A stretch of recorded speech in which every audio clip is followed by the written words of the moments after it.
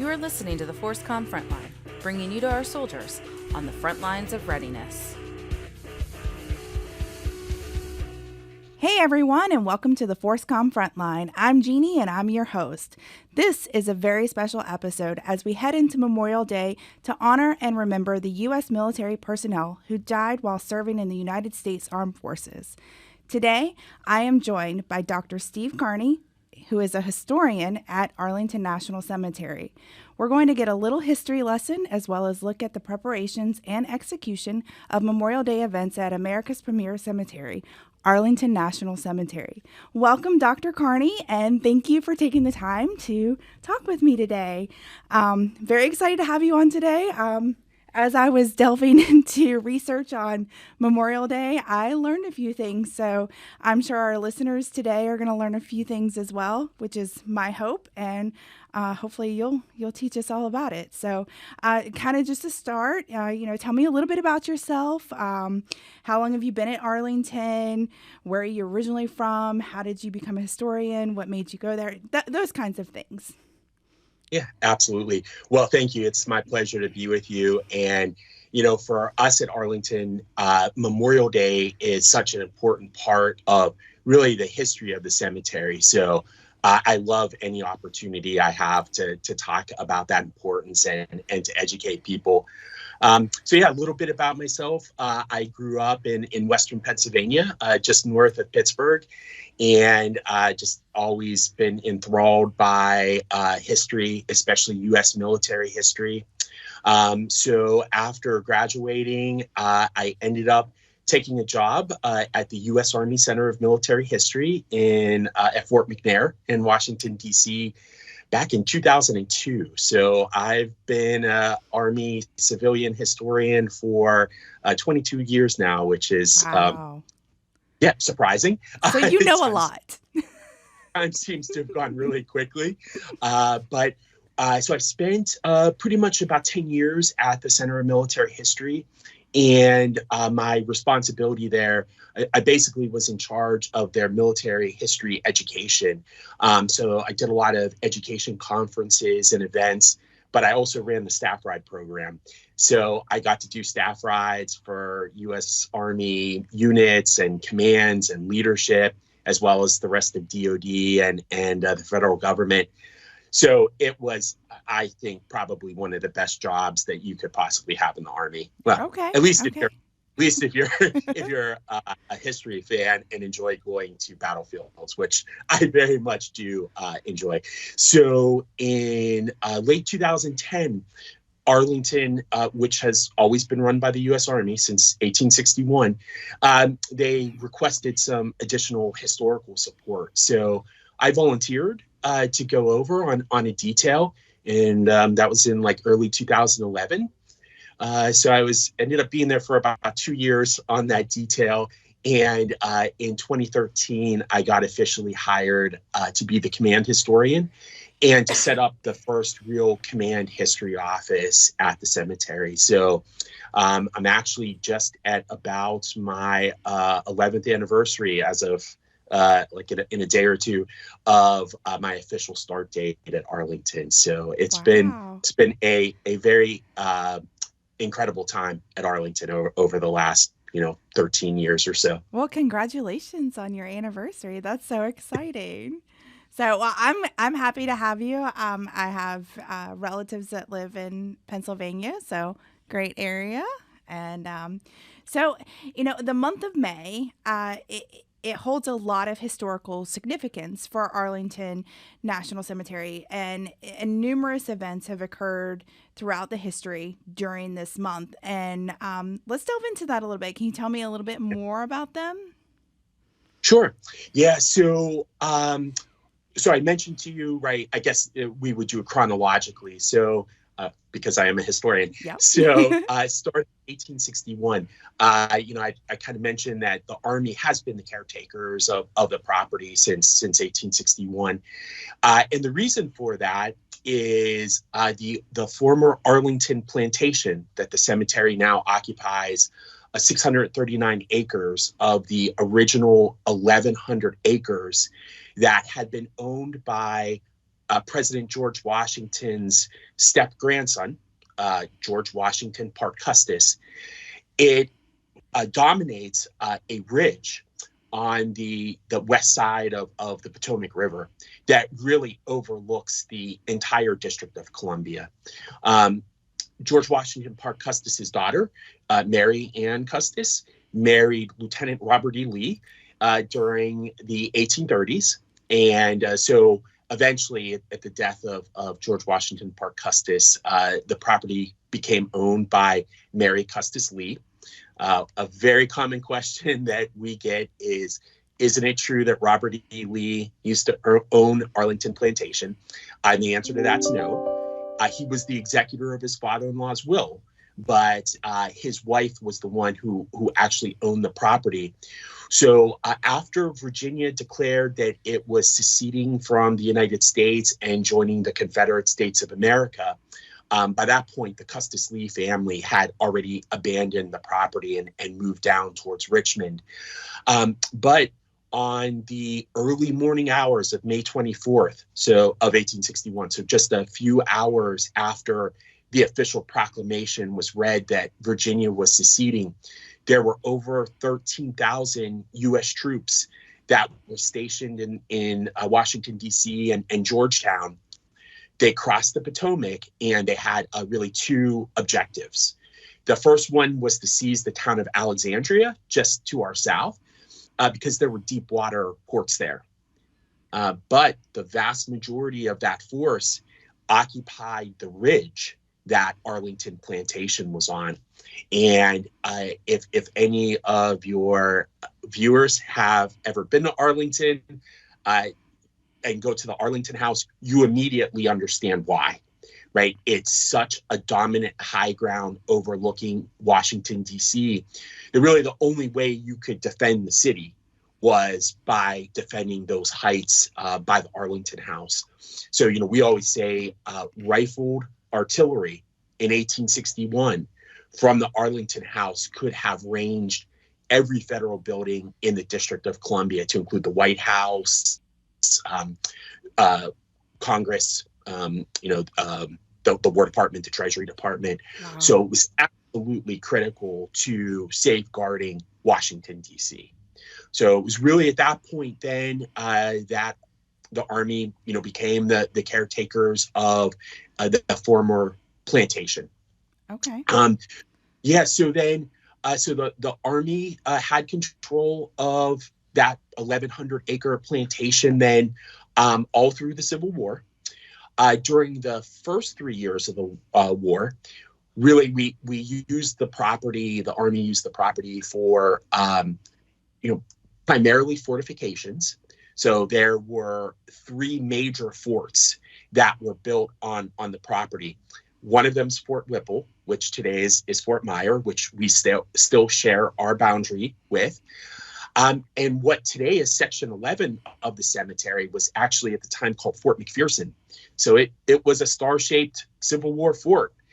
So if you look at a map of Arlington today and you see Section 11, it's still shaped exactly as it was during the Civil War as Fort McPherson. Wow. So we were used for those fortifications. And then second, of course, there were a lot of different units and cavalry regiments that were bivouacked on the property during the course of the Civil War. But then in 1863, a freedmen's village was established on the property. Today, it's sort of on the south side of the cemetery. So by that point in 1863, Washington, D.C., there was a proclamation that freed all the slaves that were in the D.C. area. And there were just a lot of escaped slaves had made their way to the federal lines for freedom. So there was a very large homeless and, I guess today we would call it like a refugee crisis in the area of what was suitable housing for all of these newly freed people. So the Army created a freedmen's village on, again, what today is the cemetery.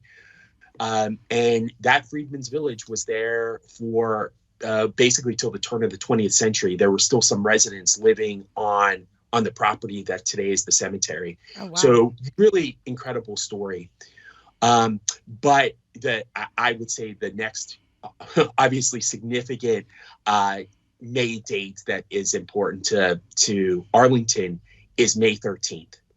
So on May 13th of 1864, a military cemetery was established by the Army on a portion of Arlington Plantation.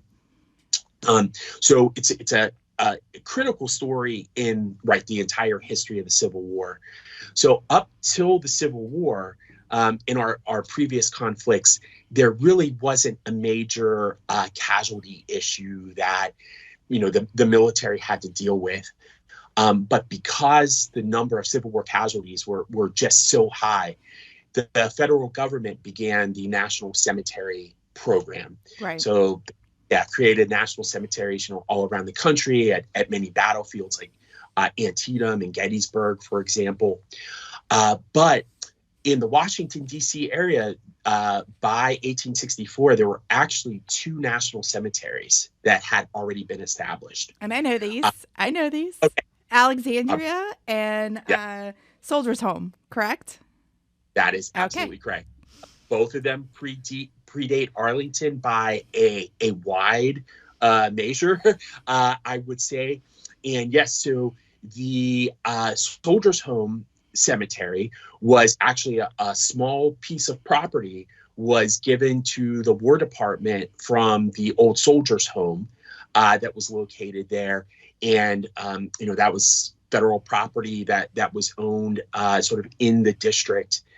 So today, of course, as you said, it's now called the Soldiers and Airmen's Home National Cemetery, part of the Armed Forces retirement community. But, that cemetery was actually so small that by early May of 1864, they were essentially out of space, right? Right. And at the same time that they were running out of space, the Army started under the strategic direction of General Ulysses S. Grant, what became known as the Overland Campaign. And the first battle of that campaign was the Battle of the Wilderness, which is also celebrating its 160th anniversary, just like Arlington National Cemetery is this year. Yep. So May 5th to May 7th, just a little bit south and west of Fredericksburg, the Battle of Wilderness was a major fight. And by May 13th, casualties had made their way back to the DC area hospitals. And unfortunately, so many of those service members were dying of wounds received that the Army needed additional burial ground. Okay. So then on May 13th, 1864, we had the first military burial on Arlington National Cemetery. So, and that's how it became. And, we got a lot of history. I want to cover a lot of things in this podcast. So I'm going to kind of fast forward just a little bit to 1868 in May 15th. This is when Major General retired John Logan declared Decoration Day, which is what we now know as Memorial Day.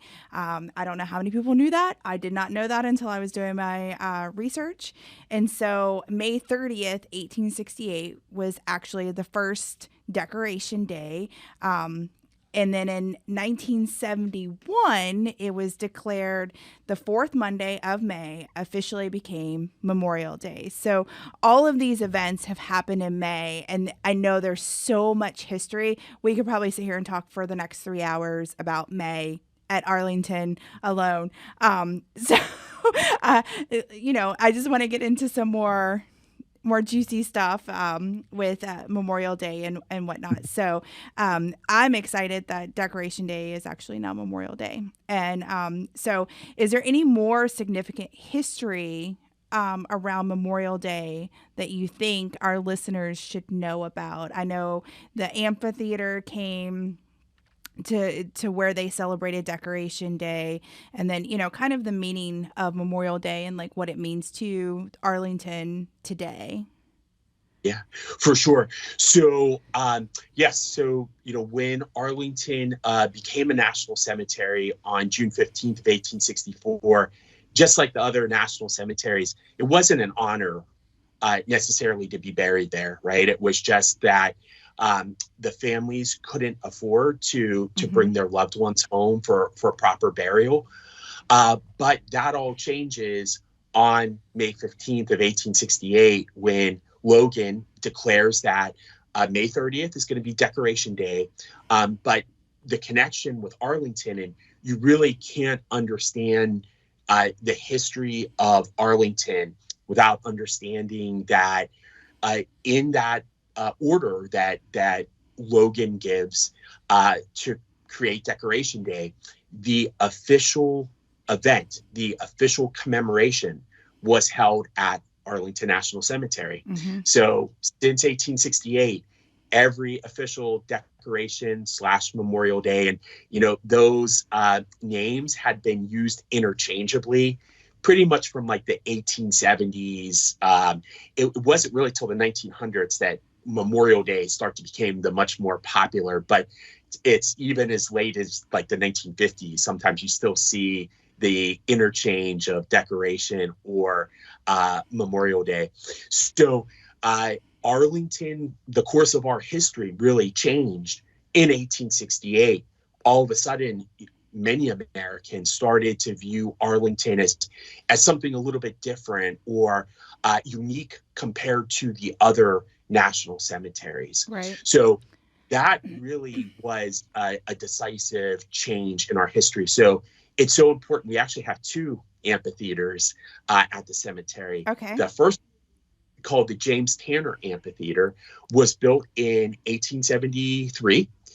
It's still standing, right? And pretty much every president from Ulysses S. Grant up to President Wilson in 1918 gave a Memorial Day dedication at that original amphitheater.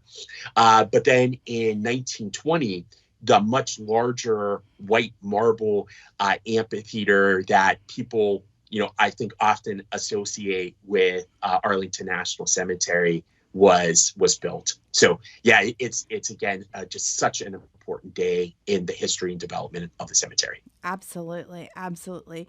So I'm fascinated by all this. So I hope our listeners are too. So leading into Memorial Day 2024 at Arlington, what are some of the preparations that you guys take, and what goes into making this Decoration Day happen at Arlington? Right. So I would say one of the first things that we do is really try to get out and do as many engagements and education as we possibly can. We all feel that Memorial Day is such an important day of remembrance and commemoration in the Absolutely. history, where we are honoring and remembering all of those who fell for our freedoms and the ideals of our nation. So we get to do events like this. We certainly do a lot of tours and other public engagements at the cemetery to make sure that we really get that idea out that it's not just another long holiday weekend, or that the tone of the day isn't one necessarily of celebration. It's one of remembrance and commitment. So we also, we'll talk about it a little bit later, have some great education materials for teachers and students that kind of focus on that tradition. So one of the most visible preparations that get made are members of the 3rd United States Infantry Regiment, the Old Guard, stationed at Fort Myer.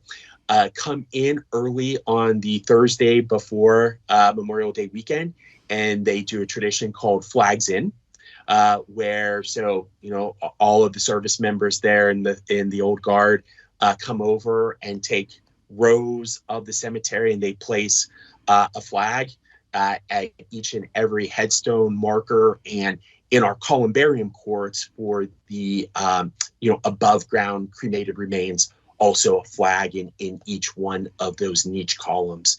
So it is the visuals, of course. I think Arlington is beautiful 365 days of the year, no matter what the weather's like or what day it is. It's always beautiful. But just looking out over those 600 plus acres and over 280,000 markers, all that have a flag placed is just really absolutely incredible. It's iconic. I mean, we see the Yeah. pictures every year. It's iconic.